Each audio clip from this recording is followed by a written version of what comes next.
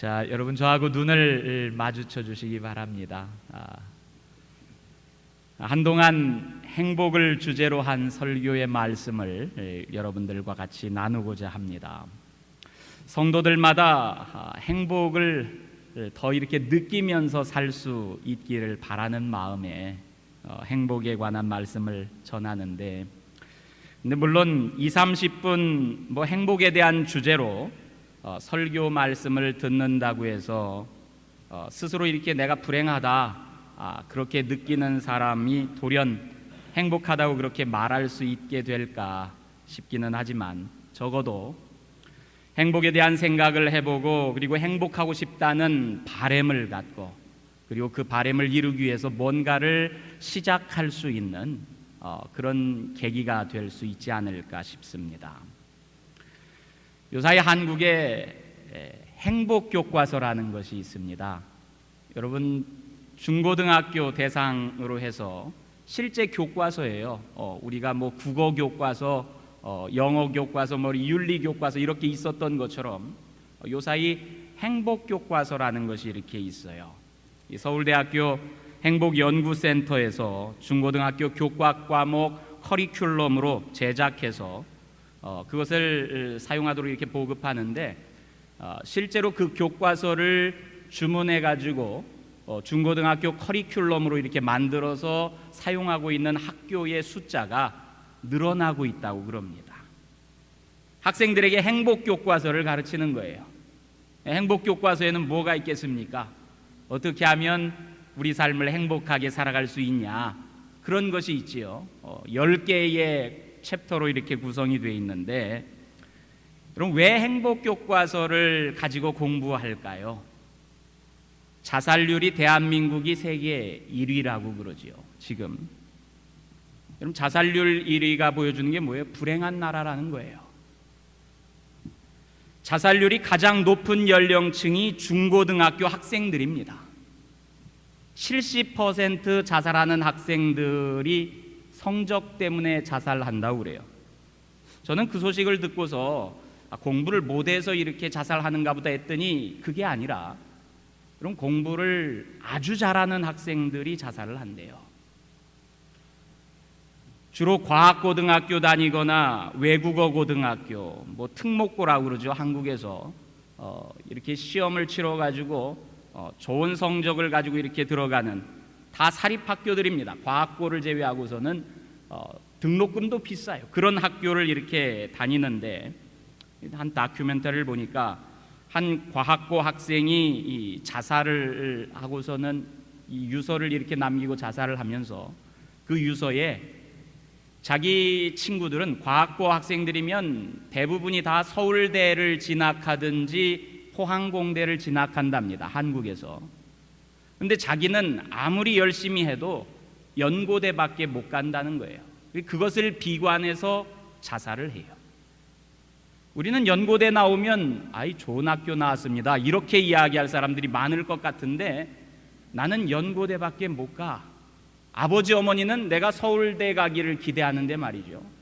그래서 자살을 해. 이게 학생들 문제인 것 같지요? 학생들 문제가 아니요. 그들이 사는 세상을 그들 부모 세대가 그렇게 만들어 놓은 것 아닙니까? 행복하려면 마치 서울대를 나와야 행복할 수 있는 것처럼 그릇된 가치관을 형성한 부모 세대들의 책임이지, 여러분, 이게 중고등학교 학생들 책임이 아니잖아요. 행복 교과서를 놓고서 공부해야 될 사람들이 중고등학교 학생들이 아니라 사실은 기성세대들인 우리들이 그 교과서를 놓고서 공부하고, 우리들이 자녀들 앞에서 행복한 삶은 그런 게 아니야 하면서 뭔가 보여줄 수 있도록 우리가 배워야지. 잘못된 가치관으로 잘못된 세계를 이루어 놓고 세워놓기는 우리들이 다 세워놓고, 그 피해를 보면서 자살해가는 것은 우리 자녀들 세대가 그렇게 한단 말이지요. 저하고 제 동생이 이 대학에 다닐 때 둘이 같이 과외를 하면서 용돈을 이렇게 벌었어요. 저는 신학교에 이렇게 다니면서 과외를 했고, 제 동생은 서울대학교 다니면서 과외를 했는데, 둘이 똑같이 과외를 하는데 그 녀석이 사례비는 2배로 받습니다. 고등학교 때 그 녀석이 더 공부를 잘했냐? 그것도 아니요. 제가 가르쳐가지고 형한테 배워서 학교를 진학했는데 똑같이 가서 일하고서는 가서 벌어온 용돈을 이렇게 세알이면은 이게 곱빼기로 받는 거예요. 그러니 사람들이 서울대를 가려고 하지요. 그러면 행복교과서가 한국에만 있는 것이 아니라 그럼 세계적인 베스트셀러가 된 행복에 관한 책들이 얼마나 많은지 몰라요. 작년 재작년에 그럼 미국에서 베스트셀러가 된 책들로 행복의 조건, 뭐 해피어라고 하는 또 행복학 강의 그런 책들이 있어요. 하버드 대학 교수들이 쓴 책들입니다. 독일 의사가 쓴 행복은 혼자 오지 않는다라는 책이 있습니다. 또 프랑스 상담 치료자가 쓴 여러분들도 아마 읽었을 텐데 꾸페시의 행복여행이라고 하는 책이 세계적인 베스트셀러가 된 책들입니다. 4권의 책들 모두가. 그런데 한번 보세요. 세계에서 가장 잘 사는 나라들에서 출간된 책들이에요. 어쩌면 이렇게 생각할지 모릅니다. 이제는 우리가 잘 살게 되었으니까 그동안은 그냥 먹고 살기도 힘들었는데 어느 정도 먹고 살만하고 잘 살게 되었으니까 이제는 행복을 논할 때가 되지 않았냐? 그래서 이런 책들이 베스트셀러가 될 수 있었겠다라고 생각할 수도 있겠지만 여러분 그렇다면 얼마나 다행이겠습니까? 그런데 그 나라의 국민들 대다수 사람들이 행복하다고 느끼지 않기 때문에 도리어 불행하다고 느끼는 사람들이 많기에 그런 책들이 베스트셀러가 됩니다. 이게 반증하는 거지요. 삶의 모습을 보여주는 거예요.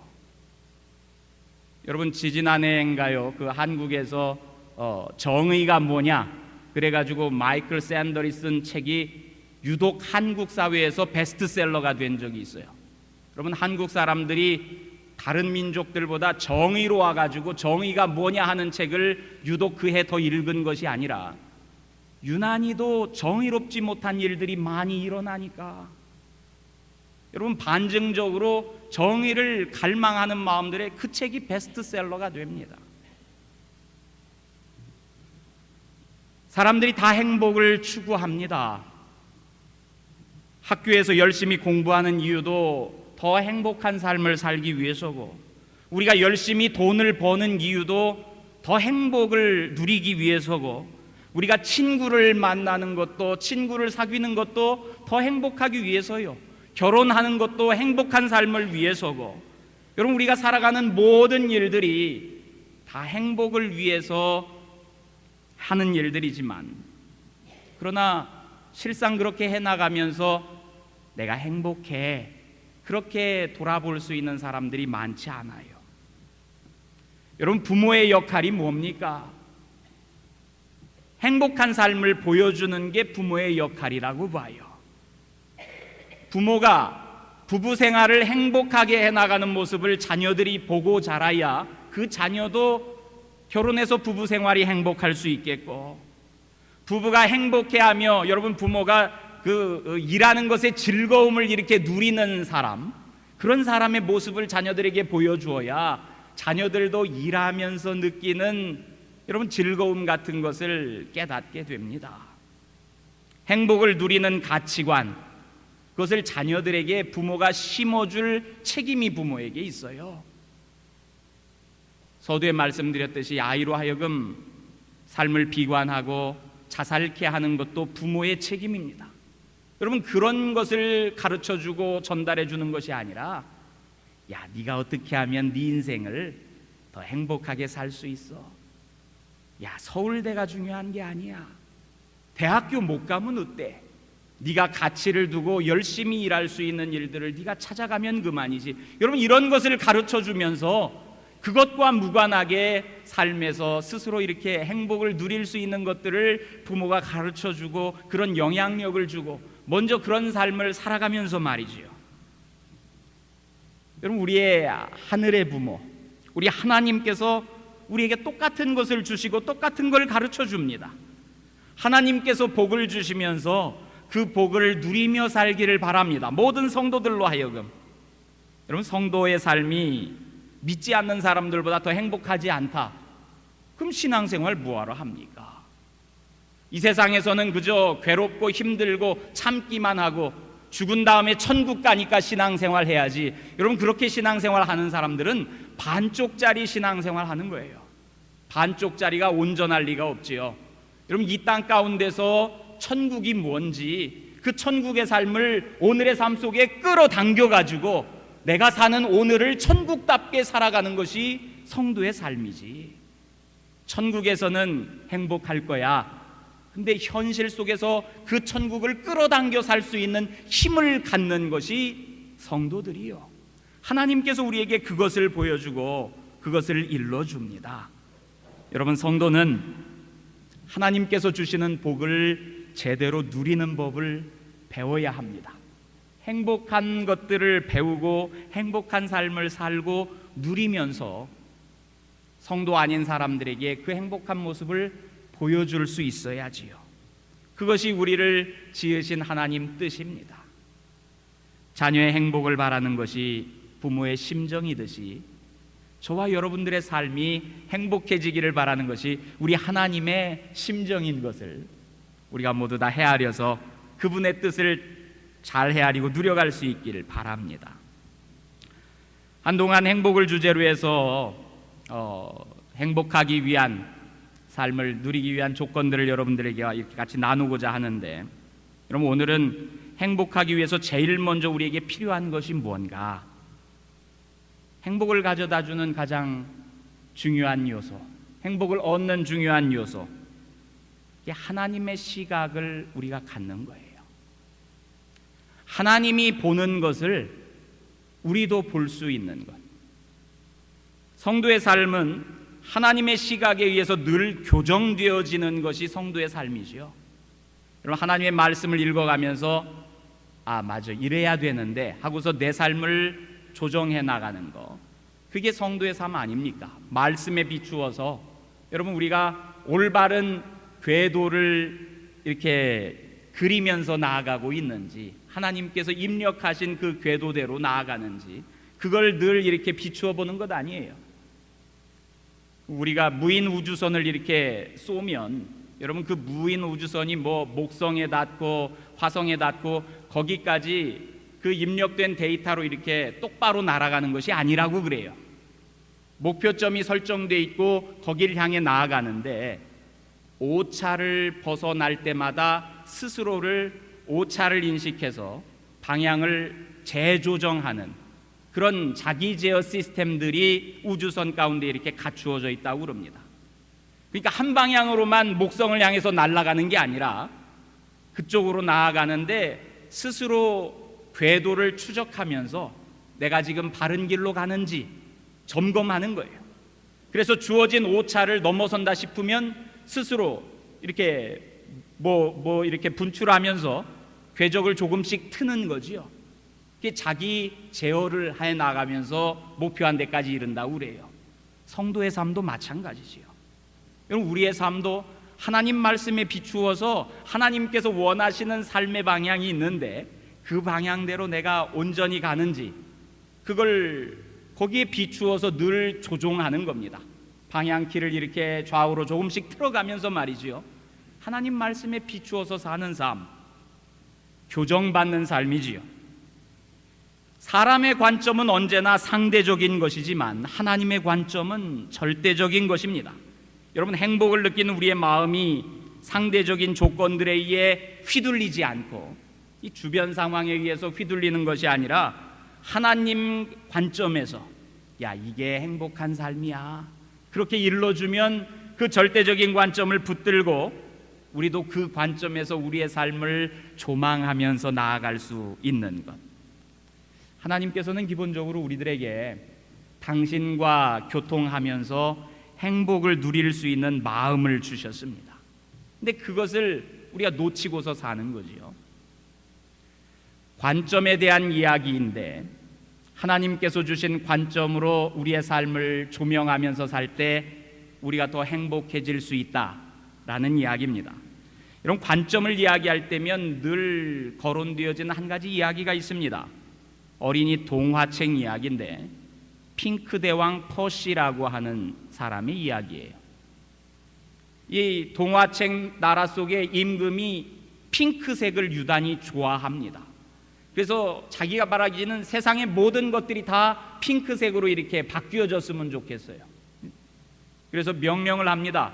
야, 핑크색으로 세상을 좀 바꿔봐. 그러니까 그 말을 따라서 그 나라의 신하들이 집집마다 다 핑크색으로 이렇게 칠합니다. 건물들이야 그렇게 칠한다고 그러지만 사람들 입는 옷도 다 핑크색으로 입으라고 명령을 해가지고 핑크색으로 입을 옷을 입어요. 심지어는 나무도 핑크색으로 칠을 해놓고 온 세상이 다 핑크색이 됐는데 바뀌지 않는 게 하나 있어요. 뭐겠어요? 하늘이요, 하늘. 땅도 핑크색으로 칠하면 되죠. 자갈도 핑크색으로. 근데 하늘은 어떻게 핑크색으로 칠할 수가 없어요. 이 임금이 그것을 보면서 행복하지 않은 거예요. 다 핑크색으로 바뀌었는데 저것만 안 바뀌어. 자기를 어려서부터 가르쳐줬던 스승이 있는데 이 지혜로운 분입니다. 찾아가서 스승님, 어떻게 하면 저 하늘을 핑크색으로 바꿀까요? 물어봐요. 여러분, 그 스승이 고민하다가 한 가지 해답을 일러주는데 왕을 다음 날 오라고 그럽니다. 다음 날 왕이 이렇게 찾아갔더니 하늘이 핑크색으로 바뀔 때인데 놀랄 수 있으니까 눈을 잠깐 감으라고 그래요. 왕이 눈을 감습니다. 그러니까 그 스승이 그 왕의 눈에 뭔가를 씌워줘요. 그리고서는 왕이 눈을 떠가지고 하늘을 보는데 정말 핑크색으로 바뀌었어요. 왕이 쓴 게 뭐요? 핑크색 색안경이요. 구태여 집이고 산이고 나무고 핑크색으로 칠할 필요도 없었어. 그걸 먼저 알았으면 그것만 왕이 쓰면 세상이 다 핑크색으로 보이는 거예요. 여러분, 이 동화가 일러주는 게 뭡니까? 관점의 전환이에요. 관점의 전환. 행복을 이야기할 때 외부에서 오는 것으로 인해 행복하고 불행하고 그것을 느끼는 것이 아니라 자기가 이것을 행복으로 느끼고 그것을 불행으로 느끼고 그런다는 거지요. 여러분들 행복에 관한 책들을 사가지고 늘 펼쳐보세요. 제일 첫 번째 챕터에 나오는 이야기들이 거의 대부분 다 이 이야기들을 합니다. 너가 결정할 수 있는 거야. 행복한지 아닌지. 네 관점에서 어떻게 보느냐에 따라서 행복할 수도 있고 그렇지 않을 수도 있다. 이렇게 이야기를 해요. 미국의 실용주의 철학자 가운데 윌리엄 제임스라고 하는 사람이 있었어요. 그 양반이 이런 말을 했다고 그러는데, 인류가 발견한 최고의 깨달음이 하나 있는데 인간 자신의 태도를 바꿈으로 말미암아 자신의 인생을 바꿀 수 있다. 태도를 바꿔서 자신의 인생 전체를 바꿔갈 수 있다는 거지요. 여러분, 태도를 바꾼다는 게 삶을 바라보는 관점을 바꾼다는 것 아닙니까? 아마 여러분 그런 그림들을 봤을 텐데, 똑같은 크기의 원이 그려져 있는데 두 개가, 한쪽 원은 그 원을 둘러싼 원들이 훨씬 더 큽니다. 그리고 다른 편에 있는 원은 그 원을 둘러싸고 있는 원들이 훨씬 더 작은 원으로 이렇게 둘러싸여 있어요. 똑같은 크기의 원인데 그것을 사람들이 보면 하나는 커 보이고 하나는 작아 보입니다. 똑같은 크기인데 무엇에 둘러싸여 있느냐에 따라서 우리가 달리 보는 거예요. 여러분, 관점이라고 하는 것, 어떻게 내가 세상을 보겠냐, 어떤 프레임을 갖고 보겠냐, 어떤 하나님의 말씀을 가지고서 내가 세상을 보겠냐에 따라서 세상에 있는 실제 원의 크기가 달라질 수 있다는 겁니다. 제가 비행기를 처음 탔던 때가 지금도 생각나는데요. 집사람하고 결혼하고서는 신혼여행 갈 때 비행기를 처음 탔어요. 저희 집사람은 저보다 이렇게 잘 사는 집에서 태어나가지고 그 전에 비행기를 이렇게 몇 번 타봤는데, 비행기를 타니까 그렇게 신기해요. 이 신혼여행을 가는데 제 아내가 비행기 티켓을 예약해 놔가지고, 비행기를 많이 타본 사람들은 주로 통로 쪽 자리를 선호하잖아요, 그죠? 그래서 통로 쪽에 이렇게 앉아 있는데 저는 고개가 자꾸 창밖으로 이렇게 나가는 거예요. 막 비행기가 움직이기 시작해가지고 하늘로 날아가는데 자꾸 창밖이 이렇게 보고 싶어요. 제 옆에 창가 쪽에는 어떤 신사가 한 분 앉아 있는데 자꾸 그 앞으로 이게 창밖을 보니까 그 양반이 자리를 바꿔드릴까요? 그래요. 그래서 아예 자리를 바꿔주세요. 그래서는 창가에 앉아가지고 바깥을 보는데 하늘을 처음 날잖아요. 얼마나 신기한지 몰라요. 막 땅에 있는 것들이 점점점 작아지고 막 구름 위로 비행기가 올라가는데 그렇게 비행기 타는 게 신나고 재밌고 창밖을 보는 게 그렇게 재미있는지 몰랐어요. 그런데 한 3시간 타니까요, 창밖이 별로 보고 싶지가 않은 거예요. 그럼 다음번 비행기 탈 때는 어느 좌석에 앉아요? 통로 쪽에 앉아요. 이게 우리네 마음이요. 저기 앉으면 행복할 줄 알고 거기가 더 좋아 보여서 거기 앉았더니 한번 누리고 나니까 행복하지 않아. 우리가 기존에 가지고 있던 것, 배워왔던 것, 익숙한 것, 또 어떤 것은 익숙치 않은 것, 경험해보지 못한 것, 별세계의 것으로 보이는 것, 여러 가지 요소들이 우리들을 둘러싸고 애워싸고 있는데, 여러분 사실 세상이 우리에게 가르쳐준 것이나 그렇지 않은 것들이나 우리가 그것으로 인해 행복을 느끼는 것들이 아니고 그것으로 인해 진리에 가깝게 다가서는 것도 아니라는 것을 알아갈 수 있길 바랍니다. 다소 늦었지만 오늘 우리가 읽은 말씀 속에서 보면 베드로라고 하는 사람이 등장합니다. 예수님과 3년 동안에 여러분 공생의 삶을 같이 살았던 제자 중에 우리가 수제자로 알고 있는 사람입니다. 이 사람이 유대인이지요. 자기가 유대인으로서 배워왔던 가르침이 있고 삶의 가치관이 있습니다. 그리고 자신이 세상을 바라보는 관점이 있습니다. 유대인이 가지고 있는 선민의식이라는 게 있지요. 우리는 하나님께 택함받은 백성이야. 이 자부심, 프라이드도 대단하고요.